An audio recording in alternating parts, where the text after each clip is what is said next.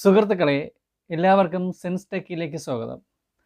ഇന്നിവിടെ പ്രതിപാദിക്കാൻ പോകുന്നത് പഴയ വാഹനങ്ങൾ പൊളിക്കുന്നതും ആക്രിക്ക് കൊടുക്കുന്നതുമായി ബന്ധപ്പെട്ട് ഭാവിയിലുണ്ടാകുന്ന നൂലാമാലകളെക്കുറിച്ചും അതിൽ നിന്ന് എങ്ങനെ രക്ഷപ്പെടാമെന്നതിനെക്കുറിച്ചുമാണ്. നമ്മുടെ വീട്ടിൽ പഴക്കം ചെന്നതോ ഉപയോഗശൂന്യവുമായ വാഹനങ്ങൾ കണ്ടേക്കാം. നാം അത് സ്ഥലം മെനക്കെടുത്തത് കാരണം ആക്രിക്കാർക്ക് നൽകും.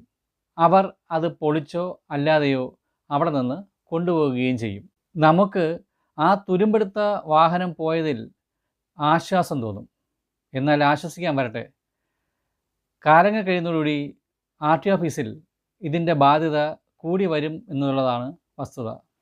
ഈ വാഹനത്തിൻ്റെ എഞ്ചിൻ നമ്പരും ചേസിസ് നമ്പരും എന്തിന് രജിസ്ട്രേഷൻ നമ്പർ തന്നെ ഘടിപ്പിച്ച് മറ്റൊരു വാഹനം നിരത്തിലിറങ്ങി മദ്യമോ മയക്കുമരുന്നോ കഞ്ചാവോ കടത്തി പിടിച്ചാലോ, അല്ലെങ്കിൽ നിങ്ങൾ വാഹനം നൽകുന്ന ആക്രികർ തന്നെ ആ വാഹനം റിപ്പയർ ചെയ്തെടുത്ത് നിരത്തിലിറക്കി അപകടമോ മറ്റോ വരുത്തിയാലോ നിങ്ങൾ കുടുങ്ങിയത് തന്നെ.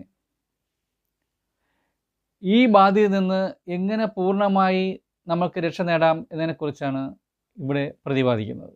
നമ്മുടെ വീട്ടിൽ അങ്ങനെ ഉപയോഗശൂന്യമായ വാഹനം ഉണ്ടെങ്കിൽ, നാം അത് ആക്രിക്ക് കൊടുക്കാൻ ഉദ്ദേശിക്കുന്നെങ്കിൽ ആദ്യം ചെയ്യേണ്ടത് RC ബുക്കുമായി RT ഓഫീസിൽ ചെന്ന് അപേക്ഷ കൊടുക്കുകയാണ് വേണ്ടത്. അപ്പോൾ RT ഓഫീസിൽ നിന്ന് വാഹനത്തിന് വല്ല ടാക്സോ മറ്റോ പെൻഡിങ് ഉണ്ടെങ്കിൽ അതടയ്ക്കാൻ ആവശ്യപ്പെടും. ഏതാനും മാസത്തെ തുക മാത്രം അടച്ചാൽ മതിയാകും. മുഴുവൻ തുകയും അടയ്ക്കേണ്ടി വരില്ല എന്നുള്ളതാണ് ഒരു പ്രത്യേകത. ഇനി ഉപയോഗശൂന്യമായ വാഹനം വീട്ടിൽ സൂക്ഷിച്ചാൽ RTOയ്ക്ക് അറിയില്ലല്ലോ വാഹനം ഉപയോഗശൂന്യമായ കാര്യം. അവർ ഇപ്പോഴും വാഹനം നിരത്തിൽ ഓടുന്നതായി കണക്കാക്കി ടാക്സും മറ്റും അടച്ചില്ലെങ്കിൽ റവന്യൂ റിക്കവറിക്ക് നോട്ടീസ് അയക്കാൻ സാധ്യത കൂടുതലാണ്. അപ്പോൾ മുഴുവൻ തുകയും അടയ്ക്കേണ്ടി വരും എന്ന കാര്യം മറക്കാതിരിക്കുക. ഒരിക്കൽ വാഹനം രജിസ്റ്റർ ചെയ്ത് കഴിഞ്ഞാൽ ആ വാഹനത്തിൻ്റെ RC ക്യാൻസൽ ചെയ്യുന്നത് വരെ ആ വാഹനം നിരത്തിൽ ഓടിക്കൊണ്ടിരിക്കുന്നതായി RTO കണക്കാക്കുന്നതായിരിക്കും. വാഹനം പൊളിക്കുന്നതിന് ഇൻഷുറൻസോ പൊല്യൂഷനോ ആവശ്യമില്ല. അപേക്ഷ നൽകുന്നതോടുകൂടി വാഹനം പൊളിക്കാനുള്ള തീയതി RTO നൽകുന്നതായിരിക്കും.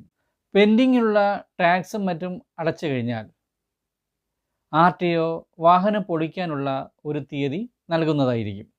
അന്നേ ദിവസം ജോയിൻ്റ് RTOയുടെ സാന്നിധ്യത്തിലോ അല്ലെങ്കിൽ അദ്ദേഹവുമായി ബന്ധപ്പെട്ട വ്യക്തിയുടെ മുന്നിലോ വാഹനം പൊളിക്കുകയോ അല്ലെങ്കിൽ അവരുടെ നിർദ്ദേശപ്രകാരം വർക്ക്ഷോപ്പിൽ കൊണ്ടുപോയി വാഹനത്തിന് നിലവിലുള്ള കണ്ടീഷനിൽ വീഡിയോ പകർത്തിയ ശേഷം വാഹനം പൊളിക്കുന്നതിൻ്റെ വീഡിയോ മുഴുവൻ ചിത്രീകരിക്കുകയും ചെയ്യണം.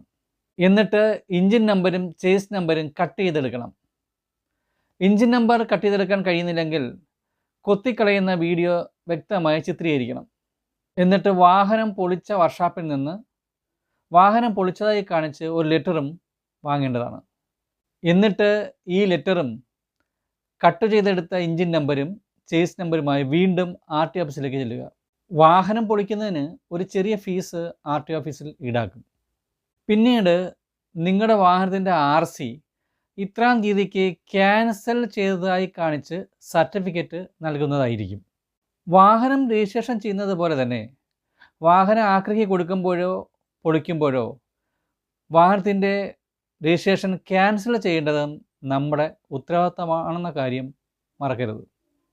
പഴയ വാഹനങ്ങൾ ആക്രിക്ക് കൊടുത്ത് ഇനിയെങ്കിലും പണിയിരുന്ന് വാങ്ങില്ലല്ലോ അല്ലേ? നന്ദി, നമസ്കാരം.